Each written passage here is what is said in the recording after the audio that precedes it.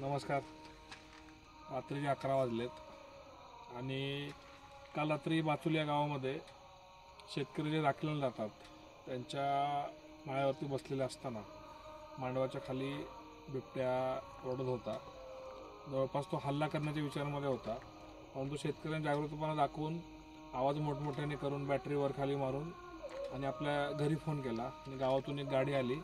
त्यानंतर तो बिबट्या तिथून पळ काढून निघून गेला. काल सदवरपेडीमध्ये गाईचा भक्षण केलेलं आहे. त्याच्या अगोदर 3 दिवसापूर्वी ह्याच गावामध्ये एक शेळी नेली.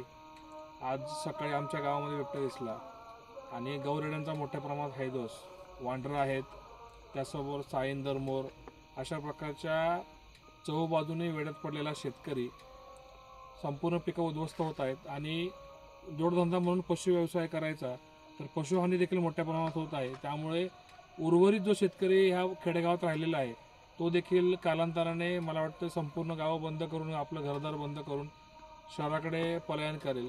मग हा चाललेला विकास कोणासाठी आहे हा एक मोठा प्रश्न उभा राहतो. रस्ते होतात आहे पण ते कोणासाठी होतात आहे हा देखील प्रश्न आहे. शासनाला, सर्व वरिष्ठ अधिकाऱ्यांना, वन विभाग असेल, वेगवेगळे आपले मंत्री असतील, आमच्या तालुक्याचे आमदार साहेब असतील, पालकमंत्री देखील तेच आहेत, या सर्वांना कळकळीची विनंती आहे की तळागाळातला जो शेतकरी तो अतिशय भयभीत आहे.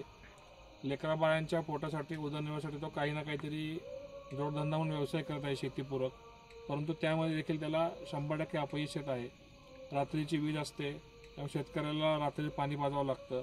रात्री पाणी पाजायला गेल्यावर अशा प्रकारच्या जंगली प्राण्यांचा हैदोस आहे आणि याला आपल्याला जे सोबती करतात ह्यांची कामं ही लोक व्यवस्थितपणे पार पाडतात, परंतु ह्यांच्या देखील काही जबाबदाऱ्या आहेत आणि शासकीय नियमाखाली राहून वन विभाग हे अतिशय संवेदनशील विभाग आहे आणि त्या नियमाच्या अखत्यारीत राहून यांना कामं करावं लागतात. त्यांच्यावर देखील मोठ्या प्रमाणात जबाबदारी आहे.